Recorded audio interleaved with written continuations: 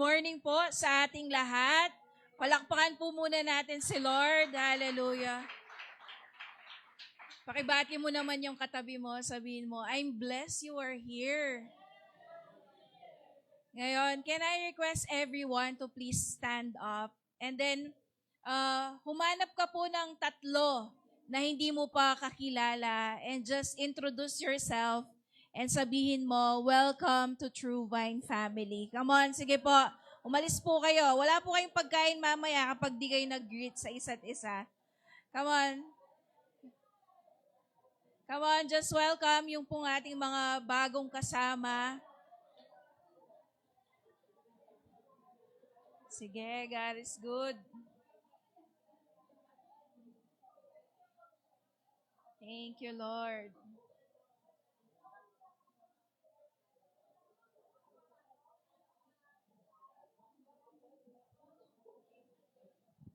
Sige po, we can all be seated in the presence of the Lord.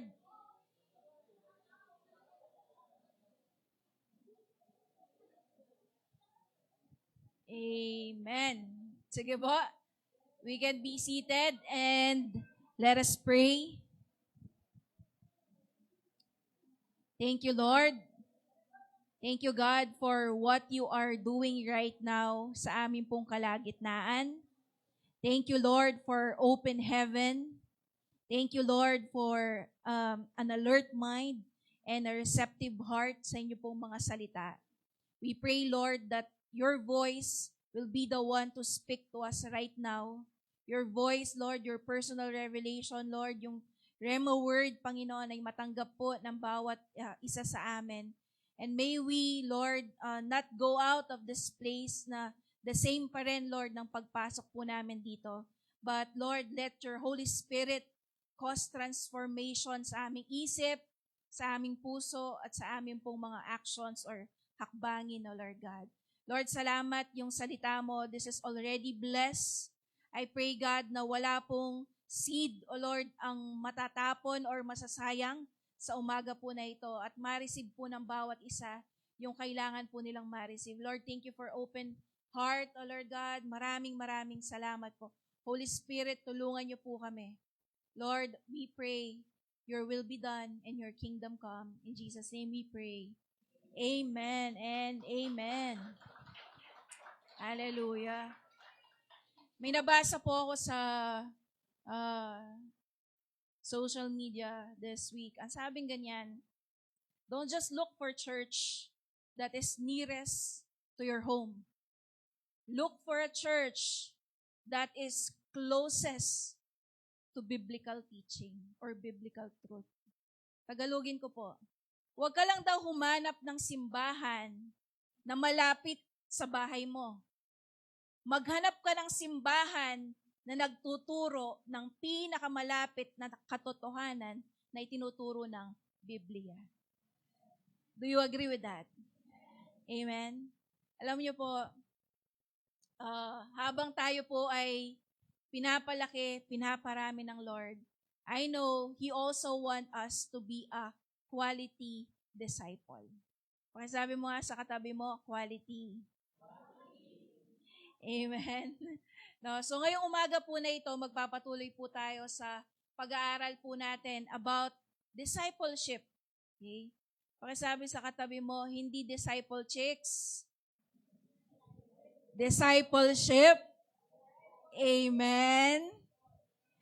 Amen. And ang topic po natin ngayong umagang ito is the cost of discipleship. Ano ba talaga ang kailangan mong bayaran para masabi mo that you are a disciple of our Lord Jesus Christ? Di ba po I think 2 weeks ago, dinefine natin kung ano ang ibig sabihin ng disciple. Okay? Sabi natin, ito'y galing sa Greek word na matetes. Okay? Ibig sabihin, you are a learner and a follower of your teacher. Ginagaya mo yung guru mo. Okay? Nakakasunod po ba? Amen? Maglabas po tayo ng notes natin, yung Bible natin, i-open natin, at mag-take notes po tayo. Amen po ba? History makers daw are note takers. No? Amen? Now, alam niyo po ba, without discipleship, ang ating pong simbahan, the Church of God, will be a disaster. What do you mean, Ate Wilma? Okay?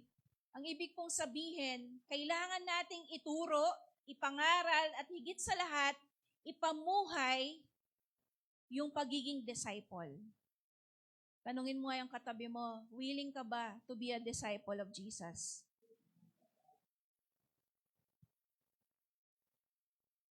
Alam niyo po, yung gobyerno natin, hindi po siya ang pag-asa para po tayo ay magkaroon ng mas magandang bansa. Naniniwala po ba kayo doon? Hello? Sinong mahilig manise na sana, kung ganito yung gobyerno natin, sana maayos yung bansa natin? You know, newsflash, hindi po ang gobyerno ang ating pag-asa. Tignan mo yung katabi mo na binabago ni Lord. Yan ang pag-asa natin para magkaroon ng mas magandang bansang Pilipinas. Amen po ba? Ang pag-asa po ng bayan natin are the people of God na binago ng kanyang salita at ng kanyang banal na espiritu. Nakakasunod po ba? Amen? So, ngayon po umaga na ito, pag-aralan natin, I will give you 3 points, no? Para mo masabi na ikaw talaga is a disciple of our Lord Jesus Christ. Amen po? Now, sabi pong ganyan ng John 6:60. Nang marinig nila ito, yung itinuro ni Jesus, the cost, ano ba ang kailangan mong bayaran para ikaw ay maging talagang disciple ni Jesus? Ang sabi ng John 6:60, nang marinig ito ng mga disciples na sumusunod kay Jesus, marami sa kanyang mga alagad ang nagsabing, mahirap na turo ito. Sino ang may kayang tumanggap nito? And verse 66, ang sabing ganyan, mula nooy, marami sa kanyang mga alagad ang tumalikod at hindi na sumama sa kanya. 67. Tinanong ni Jesus ang 12 niyang disciples, sabi niya, kayo ba, gusto niyo na rin bang umalis? I find na sometimes people in the church ay hindi na magpapatuloy na umattend or maki-involve sa mga ganitong klase po ng fellowship because, number 1, ayaw nila ang tinuturo. Hello? May kakilala po ba kayong ganon? Diba? Sasabihin niya, ako yata ang pinapatamaan ni Pastora at next week, hindi na po siya a-attend. Pakisabi nga sa katabi mo, hindi ikaw yun. Wala na yun. Kasi hindi na umattend ngayon. But kidding aside, madalas, ang mga tao po ngayon is, meron tayong tinatawag na cancel culture. Kapag ayaw natin yung sinabi ng tao na yon, we will cancel that person. Hindi na natin siya kakausapin, mag-unfollow na tayo doon sa tao na yon. Amen po? And even sa church, nadadala po ng mga tao yon. And ang Bible po is not, hindi siya nasa-shock about that. Actually, sinabi na po ng Bible na mangyayari talaga yon. No, in 2 Timothy 4:3, ang sabing ganyan, sapagkat darating ang panahon, hindi na sila makikinig sa wastong katuruan. Sa halip, susundin nila ang kanilang hilig. Maghahanap sila ng mga tagapagturo na walang ituturo kundi ang ibig lamang nilang marinig. Hello? Kaya, habang nakikinig pa po kayo, I will preach the truth. Amen? Humanap ka ng church na hindi ka pine-favorite or pine-favor just because malaki kang mag-tithes? Hello? Ikaw ay merong malaking participation in the church? Amen po? Hanapin mo is yung truth ngayong umaga na ito. Amen? Are you all ready for the truth? Amen? Discipleship is not optional. Pakisabi sa katabi mo, mandatory ito. Kasama ka. Hello? Amen po? No? And I will just like to give a disclaimer before ako magpatuloy sa itinuturo ko. No? Pag sinabi pong disciple, hindi ibig sabihin niyan is perfect na at hindi na nagkakamali. Amen? Ayoko po kayong ma-discourage ngayong umaga na ito. Kung hindi, instead na ma-discourage kayo, ma-challenge kayo. Okay? Na sumunod kay Lord. Amen po? No, kasi baka sabihin mo, ay, hindi pala ako disciple. Okay? Sabi pong ganyan ng Romans 7:15, kagaya po ni Apostle Paul, no? Isang talagang matinding tagasunod ng ating Panginoon who was able to write yung iba't ibang epistles in the Bible. Ang sabi niya, kahit siya, sapagkat hindi ko ginagawa ang gusto ko. Sa halip, ang kinasusuklaman ko, ang siya kong ginagawa. Do you also have that same struggle? Gusto mo naman talagang sumunod kay Lord, pero bakit? Parang kabaligtaran ang ginagawa mo o nangyayari. Amen? It doesn't mean na hindi ka na po disciple because of that. It just means that you are in a war or in a battle. Amen? Hello? So if you are sitting this morning and you are still struggling to follow and obey the Lord, no, meron kang anger, meron kang lust, meron kang fear, meron kang worry, and maybe even a sin na nag-i-struggle ka, it doesn't mean you are a disciple. Hello? Nakakasunod po ba? Ang sabi pong ganyan ng Galatians 5:17, kung sinasabi nating tayo'y walang kasalanan, dinadaya natin ang ating sarili at wala sa atin ang katotohanan.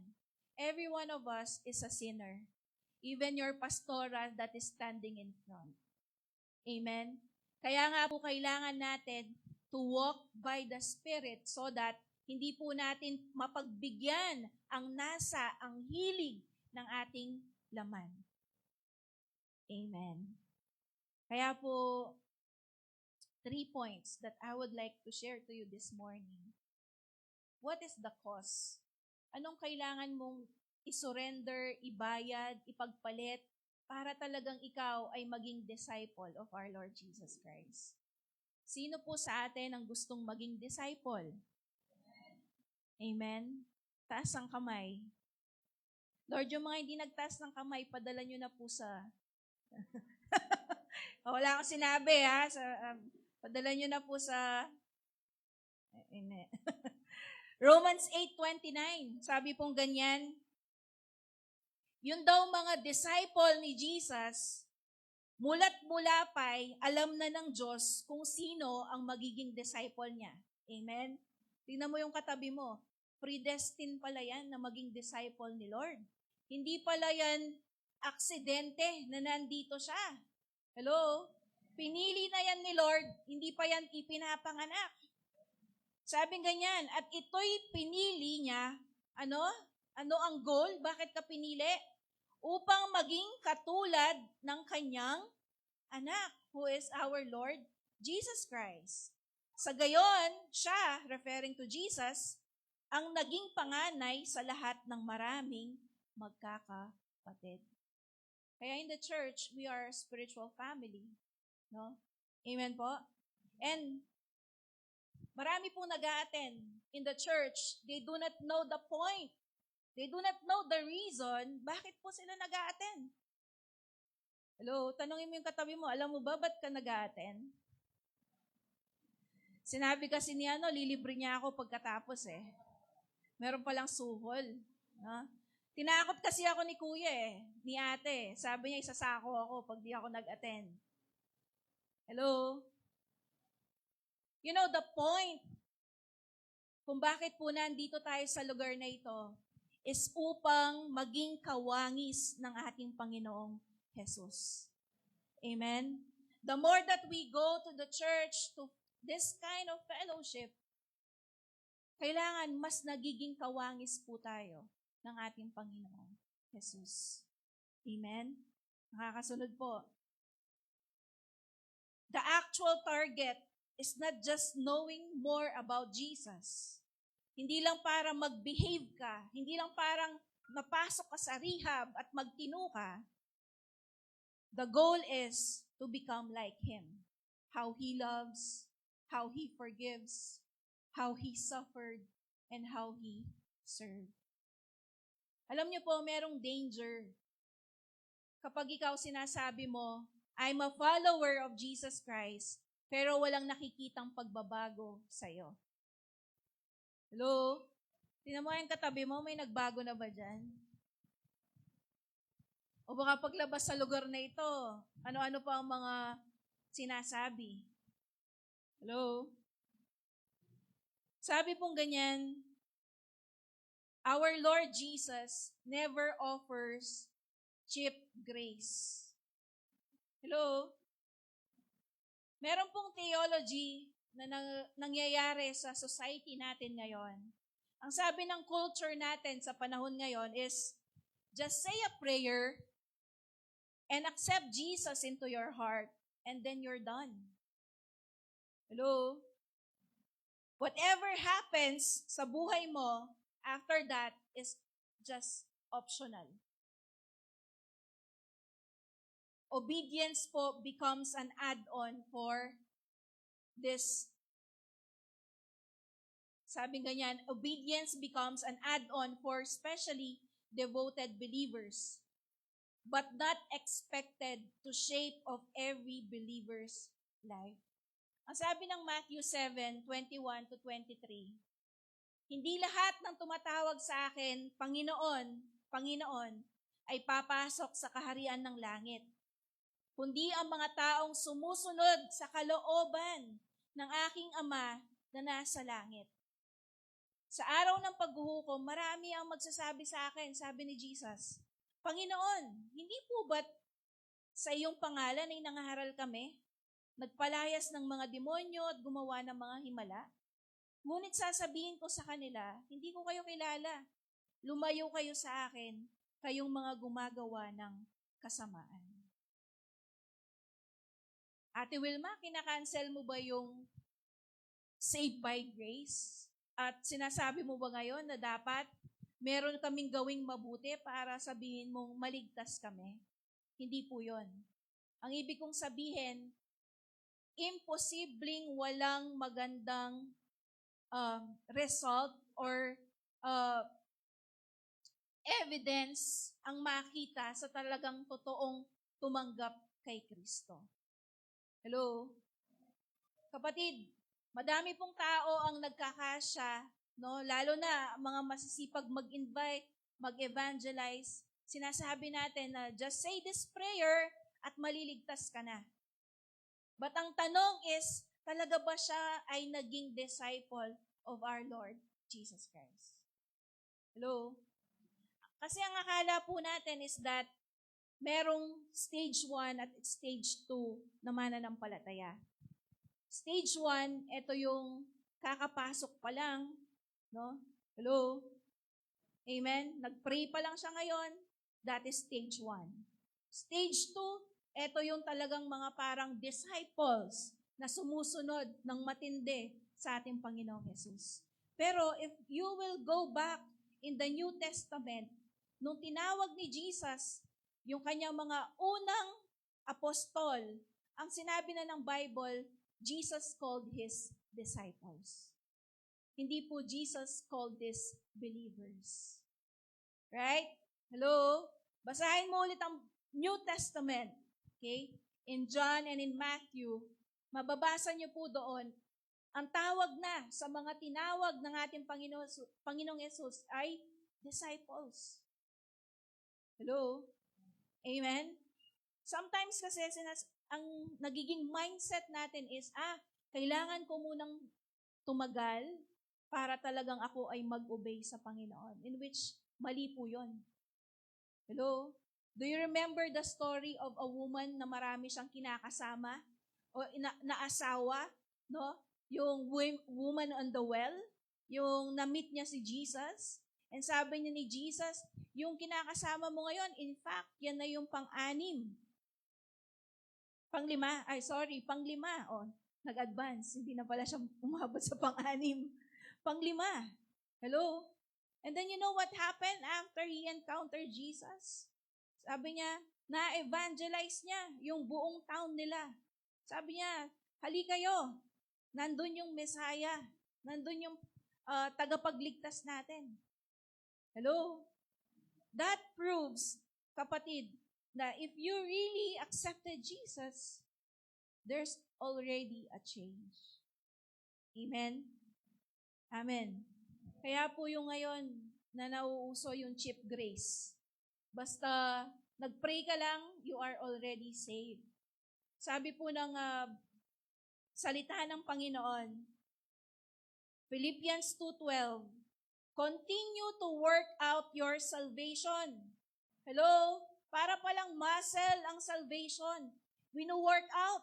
Ibig sabihin, pinapalaki, pinapalakas. And what should be your attitude?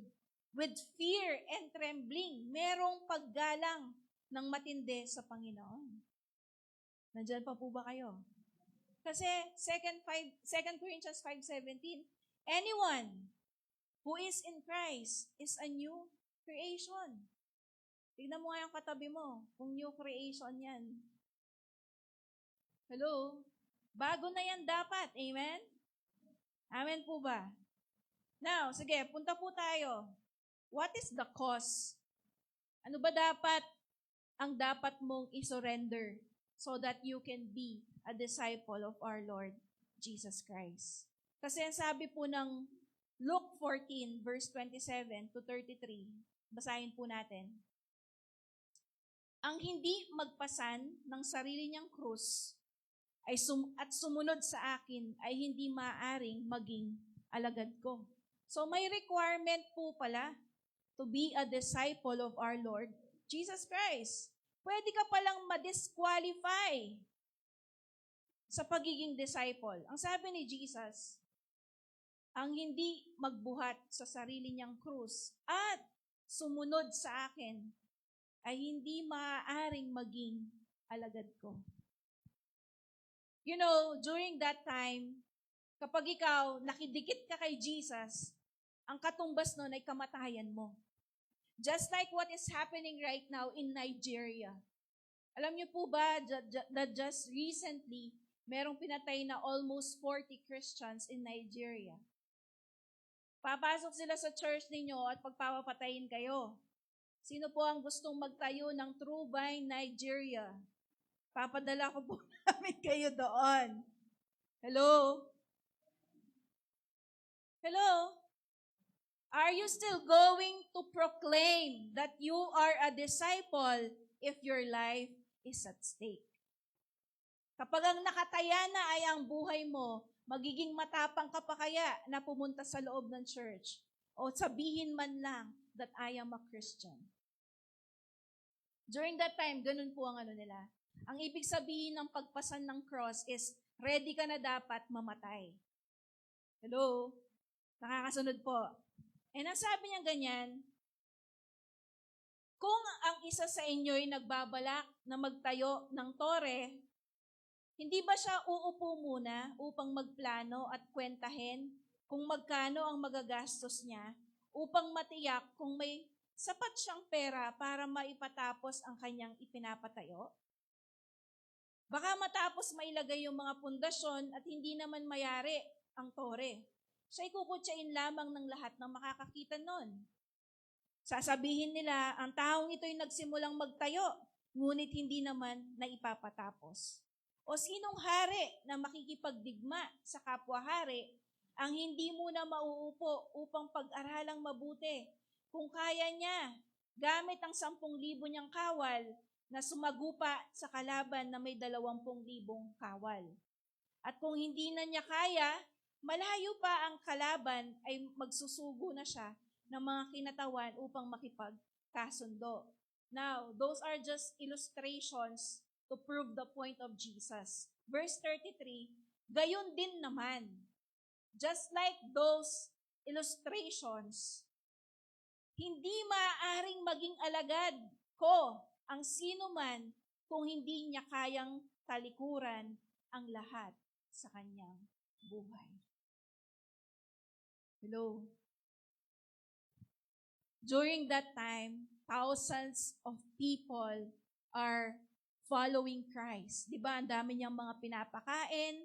Kung kahit saan siya pumupunta ang mga tao because there is healing, nakakalakad yung mga pilay, nakakakita yung mga bulag, nawawala yung mga ketong nila, and so on and so forth. Now, Jesus, ang kausap niya dito are the crowd, the multitude, kagaya po natin. Hello? Siguro nasa 60 or 70 tayo. Samantalang before the start of the year, parang nasa 20 or 30 people lang tayo. God already almost tripled our attendance. Palakpakan po natin si Lord doon. Amen? All glory belongs to the Lord. But, look at the attitude of Jesus. Kung tayo ngayon nagsasaya, ang dami natin. Alam niyo kung anong attitude ni Jesus sa mga crowd? He is skeptical. Nagdududa siya. Bakit? Ano kaya ang pakay ng mga tao na ito sa akin? Ano kaya ang kanilang mga gustong makuha kung bakit sila sumusunod sa akin? Hello? Kaya ang sabi niya, ito ang requirement. Binigay niya yung heavy burden and high cost of being a disciple. Sabi ni Lord, kung hindi mo kayang talikuran ang lahat ng sa buhay mo, whether your family, you are not worthy to become my disciples. Hello? Remember yung young wealthy ruler? Lumapit siya kay Jesus, ang sabi niya, Rabbi, teacher, ginawa ko na po lahat ng mga utos. Pero sabi ni Jesus, meron ka pang isang hindi ginagawa.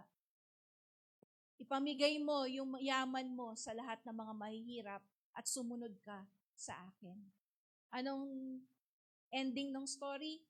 Umalis yung young ruler na malungkot dahil hindi niya kayang ipamigay yung kanyang yaman because sobrang yaman niya. Hello? Ano po ang pumipigil sa atin para lumapit sa ating Panginoong Yesus? Hello? Is it your traditions? Katoliko mo, ka dapat bumuntakin. Hello? Kaya mo ba nasuwayin ang mga tao na pumipigil sa'yo para lumapit kay Jesus? If not, you are not worthy to become a disciple of Jesus. Hello? Kaya mo bang i-sacrifice yung paglalaro mo ng games tuwing weekends so that maaga kang makapunta dito? If not, you are not worthy to become a disciple of Jesus. Hello? Kaya mo bang iwanan muna yung issues sa bahay ninyo para lang makapunta dito? Yung mga merong asawa, ito yung tip ko sa inyo.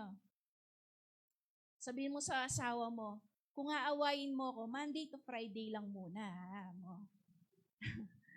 Huwag mo muna akong awayin ng weekend para makapag-church ako. Hello? Hello? Amen? Mag-away na lang po ulit ng Monday. Tapos, make sure magkabati na kayo ng Friday. Okay? Para Saturday, Sunday, o diba, nakaprepared ka na, Sunday makapag-church ka. Amen? Joke lang po. You get what I mean? Kung meron po tayong tinatangi at mas pinapahalagahan compared sa ating Panginoon, we are not worthy to become a disciple of Jesus.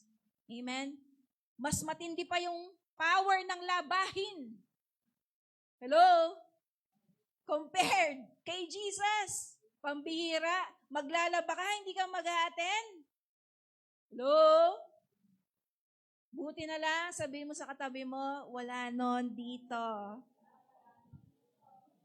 Because our Lord Jesus requires our 100%. Amen po ba? Sa Matthew 8, meron doon Sabi niya, yung isang scribe, sabi niya kay Jesus, Guro, sabi niya, I want to become your disciple.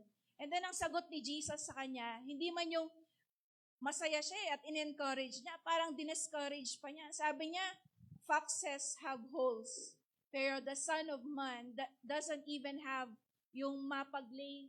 Wala man lang siyang unan para makatulog. Wala siyang bahay. Hello? And then ang sabi nung isa, before po ako susunod sa inyo, ililibing ko po muna yung aking mahal sa buhay na namatay. Ano sabi ni Jesus? Lakwan meya, nana, sunod ka na ako. Kung ikaw yon, nakamig-backslide, nakamig-attend. Ayan, Jesus, sanang makanyan.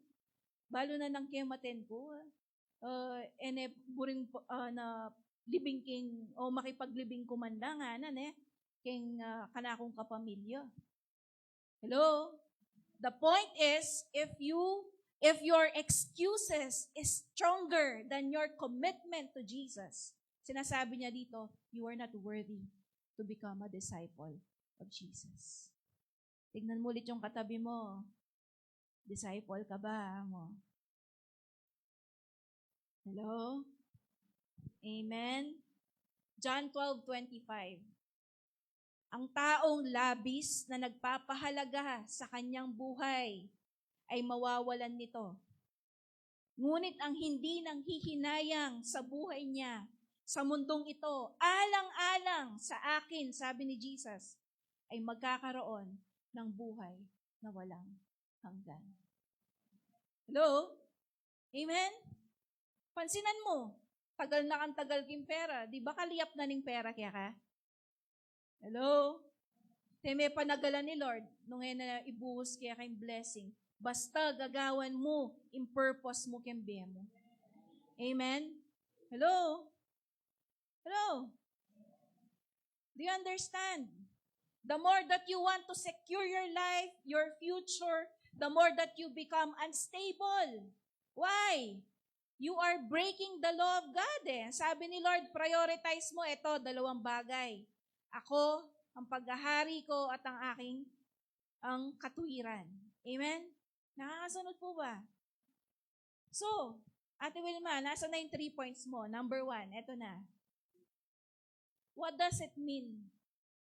What does it mean to be a disciple of Jesus? Number 1, kailangan po siya ay maging Lord of your body. Lord of the body. Yan. Tingnan mo ulit yung tiyan mo. May bilbil ba? O wala? Sabi pong ganyan, the Lord should reign over your body. Ang sabi po ni Apostle Paul, 1 Corinthians 9:27, dinidisiplina ko ang aking katawan at sinusupil ko ang masasamang pagnanasa nito. Kapatid, tutulungan ka ni Lord to overcome your sin. But you also have a part. Hello, sabihin mo sa katabi mo, supilin mo. Amen? Sabi ganyan, disiplinahin mo yung katawan mo. Supilin mo yung masasamang pagnanasa nito. Kapatid, kahit po pala disciple na tayo, mananampalataya na tayo, there's a war inside of us. Yung katawan natin, gusto yung against sa kalooban ng Panginoon. Gusto mong uminom ng alak, gusto mong mag-party, gusto mong mag-yosi, etc., etc. But, ang sabi po ng salita ng Panginoon, if God is Lord over your body, supilin mo yan. Hello? Ayan, yung kadaldalan, supilin mo muna. Makinig ka muna. Amen. Hello? Dahil, sabing ganyan, baka pagkatapos kong ipangaral ang magandang balita, Apostle Paul is saying this, sa iba ako sa iba ay ako pala ang hindi makatanggap ng gantimpala mula sa Diyos. Sa leaders, pastors. Hello? Ang galing mo palang mag-preach, pero ikaw mismo, pagbaba mo dito, hindi mo sinusunod. Hello? Kaya bilib ako sa mga taong nakakawin ng kanilang pamilya. Bakit? Kaya mo rin 24/7, kilalad ako. The fact na may niwala laki ka, convince mo lang na mag-attend Kenny, abatin lang ikit kaya ako. Hello? Amen? Let's run through some examples of people in the Bible na hindi dinisiplina ang kanilang mga katawan at pagnanasa. Number 1, si Eve. Yung katamong minunang pengari. Our first parents, Eve, no? Nakita niya yung nag-iisang prutas na ipinagbawal sa kanila ng Diyos na huwag kainin. Kumikinang. May entice siya, no? The eyes saw it was good. Kaya, natukso siya. Kinain nila. At, i-Adan naman, under yaking asawa, no? Hello? Ating pamong Adan ken, i-Adan. Aliway ka, Adan, mag-manifest kaya kayo na magiging under keng asawa mo. Amen? No? Imbis na bawalan niya si Eve. Aba? Partners in crime. Hello? Tuloy, hirap na hirap po tayo. Tuloy, there is death, there is sickness, there is poverty because of one sin.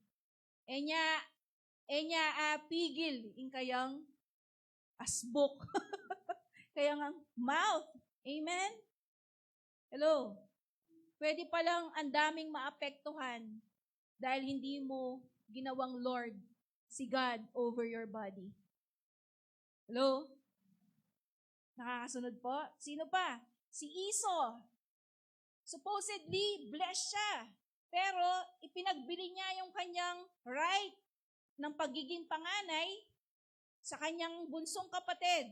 Anong nangyari? Nawala yung blessing sa buhay niya. Maranop yun, batya kilwal. Magluto yung kapatid niya. Sabi niya, bigyan mo nga ako ng isang mangkok ng soup. Sabi ni Jacob, bigay mo sa akin yung pagkapanganay mo, bibigyan kita ng isang mangkok ng soup. Di niya na yung lelot. Ha? Sabing ganyan ni Esau, nanang kayong pagkapanganay, ako matena, keng gano, paano? Tutuwa rito, di naman po, di ba? It's an exaggeration. But, look at what's happening. If in your body, God is not Lord, you are doing, masira yung future mo. Your future is at risk. Hello, mga kabataan. If you do not discipline your body, may buktot kang oras, may kabuktot kang oras, your future is at stake. Ang di makapagtiis, ang di makapagantay, memorize yun pa mo, Pukpukan tayo pagigit do. Kenda lang kayo maragol ko at yan. Hello? Joke lang po, na. Palengkera na yaman ni Pastora. Hindi, joke lang po. Joke lang po yun. Nakakasunod po. If you want to be disciple of our Lord Jesus Christ, let God be Lord over your body. Samson, he's so strong. He was so strong. Kaya niyang makapatay ng leon by just using a bone. Pero yung leon sa loob niya, hindi niya na-tame. Nung nakita niya si Delilah, ano kasing kanta? Delilah. Why, oh why, Delilah? Hello? Because of misusing yung sex na dinesign ni Lord inside marriage, ano nangyari sa kanya? Nabulag siya, pinagpiestahan siya ng mga Philistines, at namatay din po siya doon. Hello? Nakakasunod po. Disciples of our Lord Jesus Christ discipline their body. Hello? Amen? 1 Corinthians 10:13, ang sabing ganyan, walang pagsubok na dumarating sa inyo na hindi nararanasan ng ibang tao. Ngunit maaasahan natin na ang pangako ng Diyos na hindi niya tayo pababayaang subukin ng higit pa sa ating makakaya. Kaya kung dumaranas kayo ng pagsubok, ibig sabihin temptation, no? Gagawa siya ng paraan para mapagtagumpayan nyo ito. Hello? Nung tinukso po si Joseph, nung asawa ni Potiphar, no? Sabi niya, mag-sex tayo. No? Wala yung asawa niya eh. You know anong ginawa ni Joseph?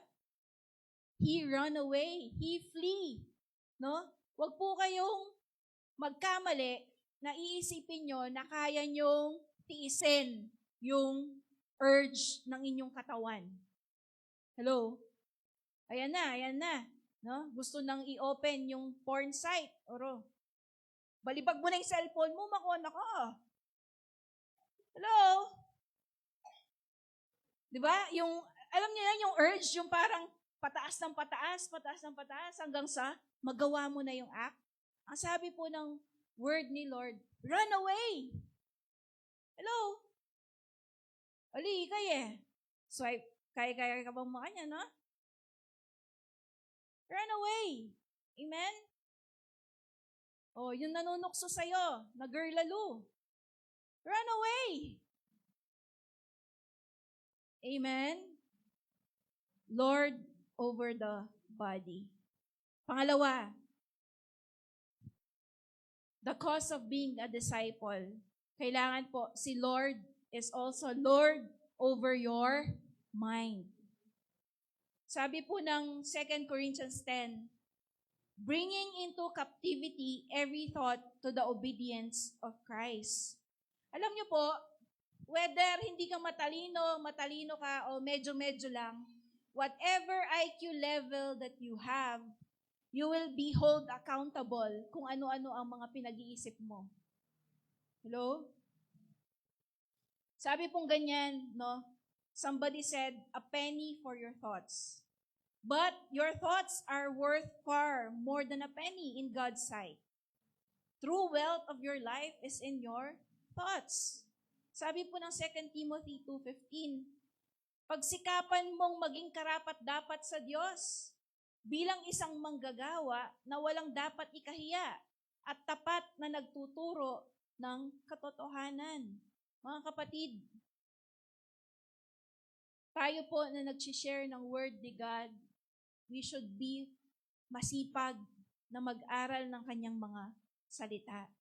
Amen? Hello? Bakit?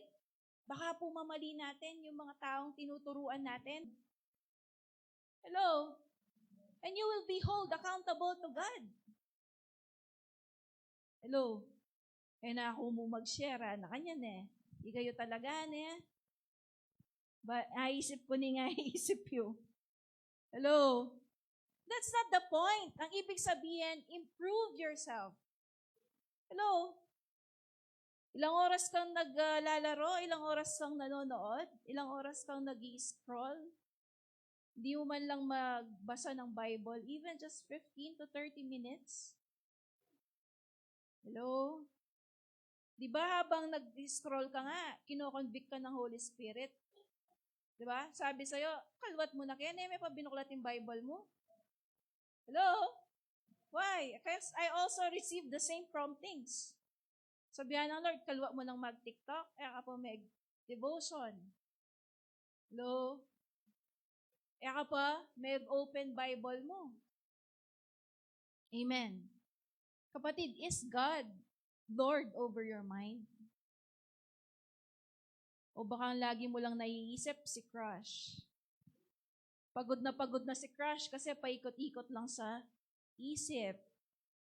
Hello? Amen? Idle mind is the devil's workshop. Yung mind na walang ginagawa, idle. That is the playground of Satan. Kung ano-ano ang ating mga naiisip. Sabi pong ganyan, no? Whatever no? Sa Philippians 4:8. Bukod dyan, Tagalogin ko. Mga kapatid, lagi niyong isaisip ang ang mga bagay na mabuti, kapuri-puri, mga bagay na totoo, marangal, matuwid, malinis, maganda, at kanais-nais. Tignan mo yung katabi mo. Anong kulay ng mind? Kulay green? Kulay black? Kulay white kasi puno ng dandruff? Joke lang po. Hello? Amen po ba? Nakakasunod po? Lord, si God, no? Hindi lang po dapat siya Lord over our physical body, but also in our mind. Akala natin hindi tayo nagkakasala every time na hindi naman natin kinumit yung act. Di ba? Sabi ng pinag-aralan po natin yung 10 Commandments in the past. Di ba? Kapag hinate mo na yung brother mo, you are already a murderer. Hello? Tumingin ka pa lang ng lustful, you are already committing an adultery or kalaswaan. Hello? Nakakasunod po ba? No? Baka po yung mind natin ngayon puno ng hangin. Tingnan mo nga, baka may hydrocephalus yung katabi mo. Ma-pride. Diba? Puno ng pride. Yung kanyang isip. Envy or jealousy. Diba? Puro na lang selos. Inggit. Ano kaya ang tumatakbo sa iyong isip, kapatid? Is God also in your mind? Lord din kaya si Jesus sa iyong isip?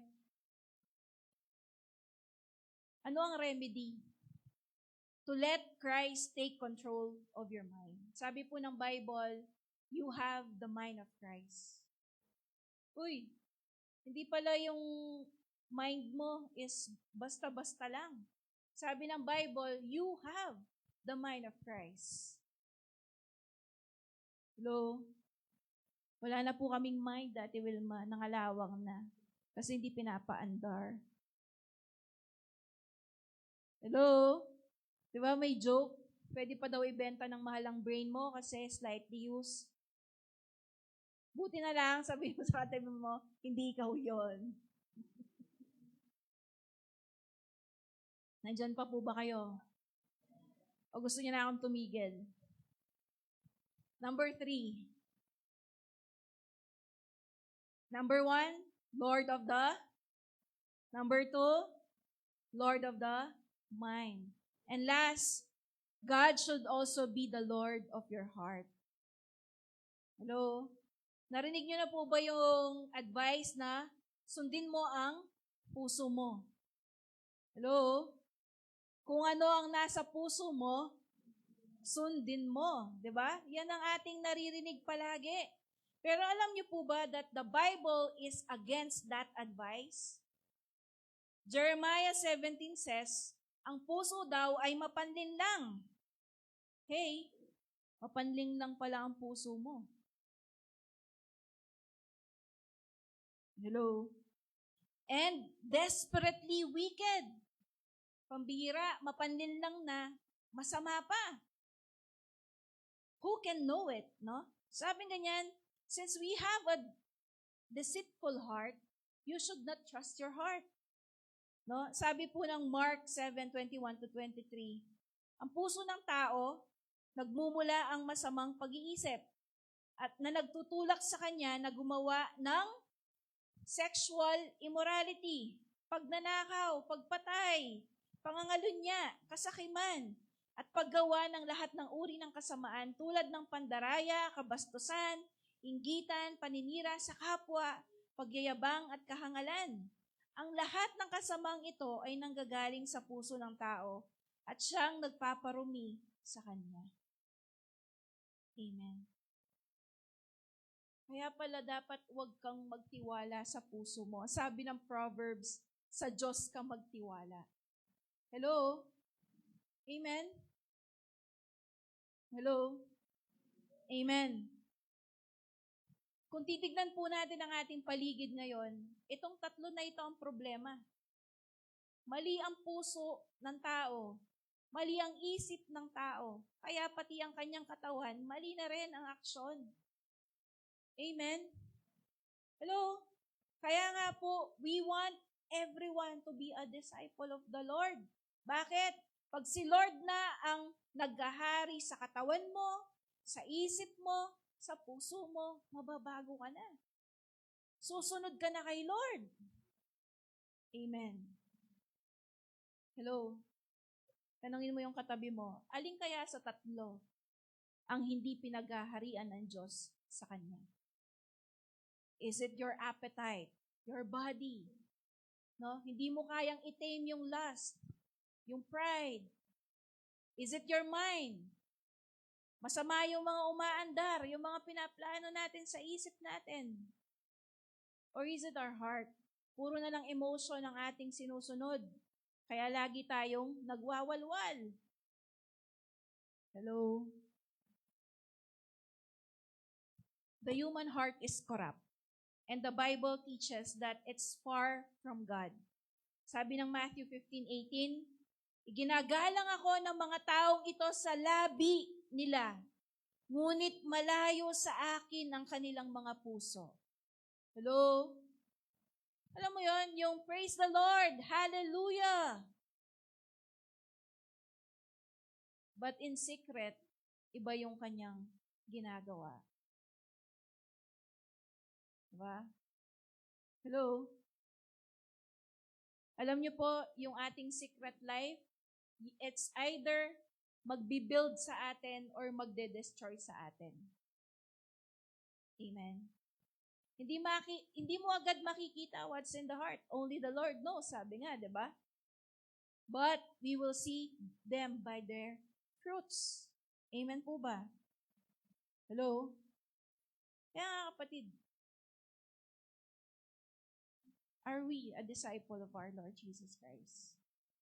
Is He Lord over your body? Sinusunod mo ba ang ating Panginoon or over your desires?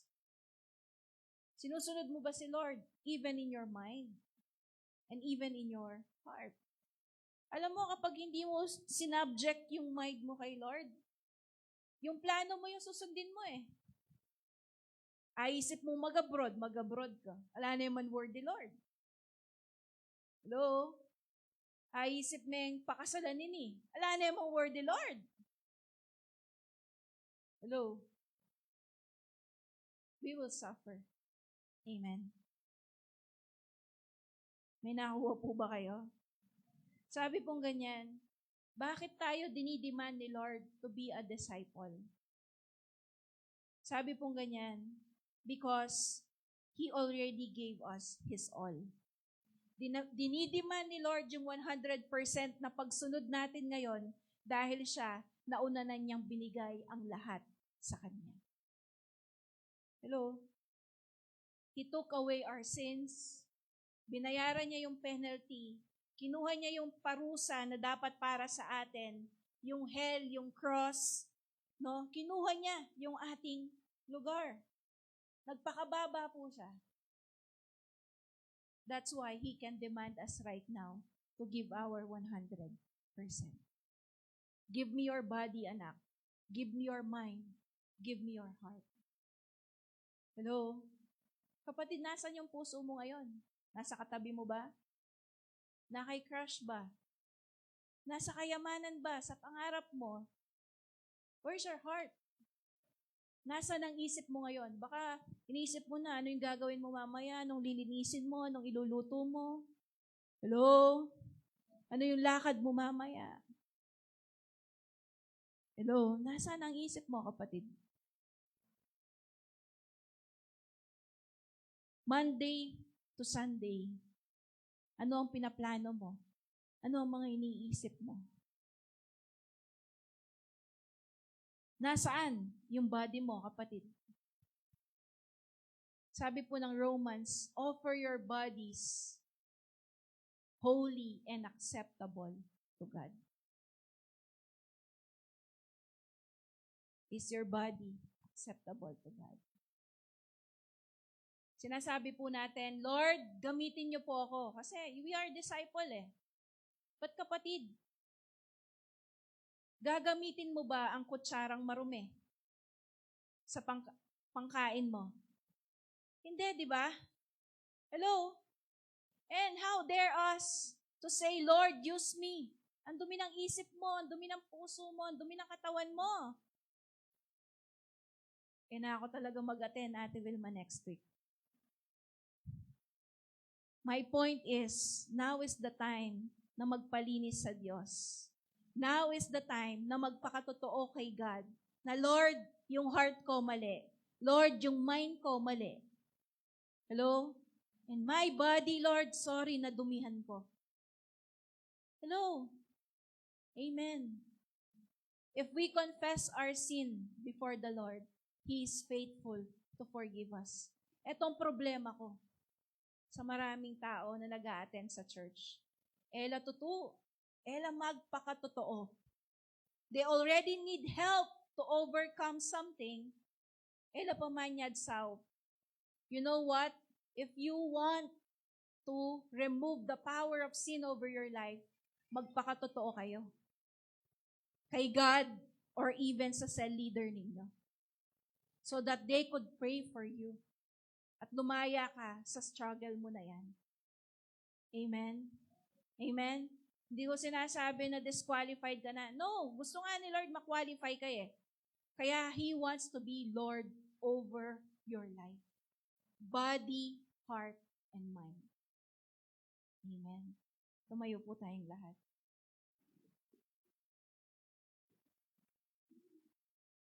Di ko alam sino yung mga first-timers ngayon. But, here is an invitation from the Lord. Sa oras po na ito sa atin. God is inviting you right now, whether you are young, old, okay, young adult, na ibigay talaga yung todo mo kay Lord. Hello? Gusto ni Lord yung mind mo, pagharian niya. Gusto ni Lord yung heart mo, pagharian niya. And even your physical body. Because there is no greater calling in life than to be with God. Amen.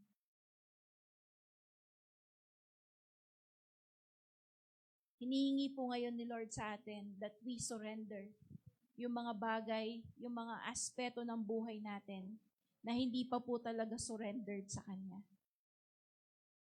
Now, if you are willing, magpipray po tayo ng prayer ngayon of renouncing those sin, confessing those sin before the Lord. But this is just the first step ng pagsunod mo, kapatid. Amen. And the Lord wants to transform our lives. Ang tanong, willing ka ba? Kasi po si Lord, hindi namimilit, but nangungulit. Hello? Baka po marami ng beses that God is speaking to you through your circumstance, through whatever media or person na pwede niyang gamitin for you to hear the voice of the Lord. And now, as you hear my voice, the Lord is also inviting you right now. Anak, tinawag kita eh. Tama na yan. Magpakatotoo ka.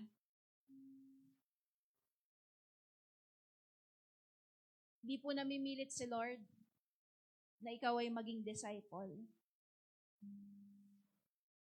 But God wants to change the course or destiny of your life and of your family at yung mga nasa paligid mo. And nangangailangan po siya ng person who is fully surrendered to Him.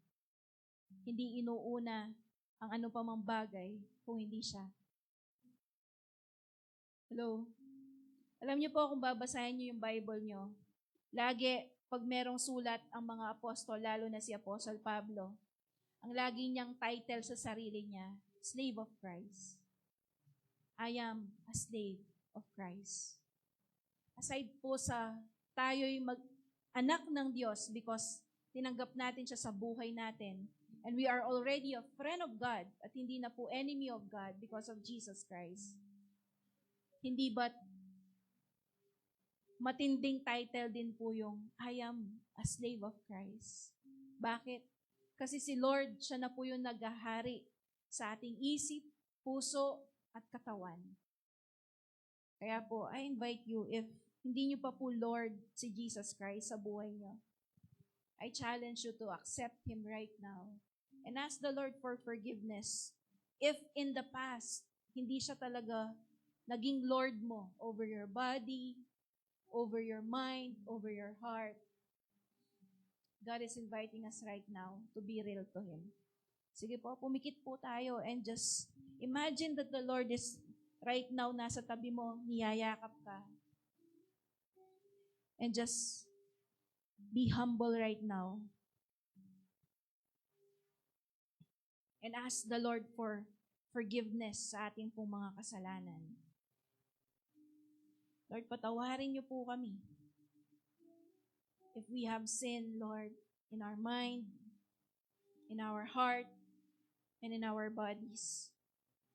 Forgive us, Lord, if we are destroying our bodies because of bisyo, because ng pagpupuyat, because ng aming mga kinakain.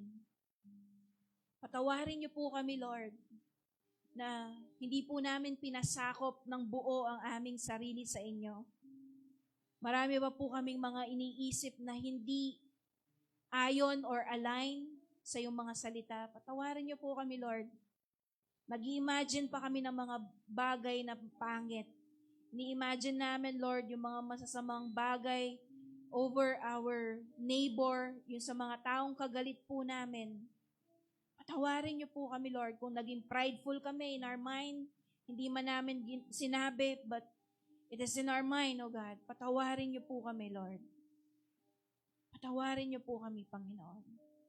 And even sa amin pong mga maling puso, patawarin niyo kami, God. Sa heart na nagko-complain, na nagda-doubt sa kabutihan mo, patawarin niyo kami, Lord God. Sa mga pusong mga fearful, Lord, patawarin niyo po kami. Kung mali ang agenda ng puso namin, na dinidesire lang namin yung blessing, yung favor, at hindi ikaw, Panginoon, patawarin niyo po kami. Patawarin niyo kami, Lord, kung in the past, hindi kami talaga nagde-desire na makilala ka. Wala kaming gana, Panginoon. Patawarin niyo po kami, Lord. Lord, sinabi mo sa Ezekiel, you will give us a new heart and a new spirit. At itong bagong puso na ito at bagong espiritu ay sumusunod sa iyo, Panginoon. Kaya Lord, right now, I just pray, Lord, over my brothers and sisters. Na tunay nga po, Lord, give us a new heart and a new spirit na willing sumunod sa iyo, Panginoon. Lord, right now, I declare every dry and dead na yung spirit nila, Panginoon, will regenerate right now as they receive you as their Lord and Savior.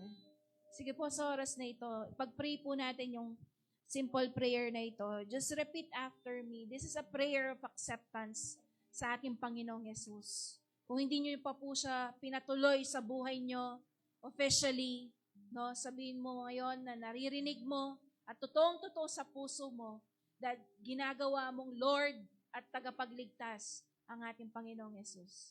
Sige po, manalangin tayo. Panginoong Yesus, tinatanggap kita bilang aking Diyos at tagapagligtas. Simula sa araw na ito, ikaw ang maghari sa katawan ko, sa puso ko, sa isip ko. Tulungan mo akong mabuhay para sa iyo. Sa pangalan mo, Amen. Wala naman pong mananalangin. Lord, thank you for your word. Salamat po, Panginoon, na meron kang gagawing matindi, Lord, sa bawat isa na nandito. Lord, magpapagamit po ang mga tao na nandito sa iyo, Panginoon. Lord, we will be a special tool, Lord God, because we made our lives clean. Sinupil namin, Lord, lahat ng mga masasamang nasa ng aming katawan, isip at puso. Lord, right now, I pray for my brothers and sisters na talagang magiging disciple sila They will not be fake, Lord. Kung hindi talagang magiging kawangis niyo po sila, Panginoon. Lord, salamat.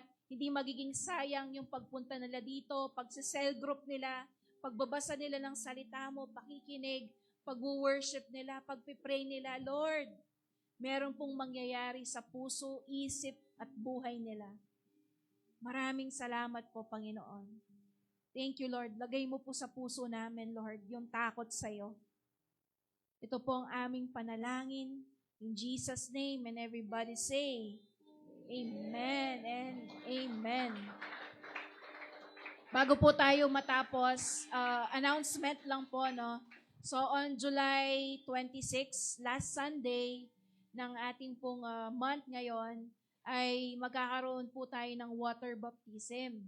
Okay? So, napagkasunduan po na magsiservice muna tayo dito, and right after our service, doon po tayo pupunta sa resort to enjoy and of course to baptize those who want to proclaim that they are disciples of Jesus. Again, ang water baptism po ay personal decision. Dati, di ba, nung dinedicate tayo, binendisyonan tayo, hindi natin alam. Wala tayong muang, no?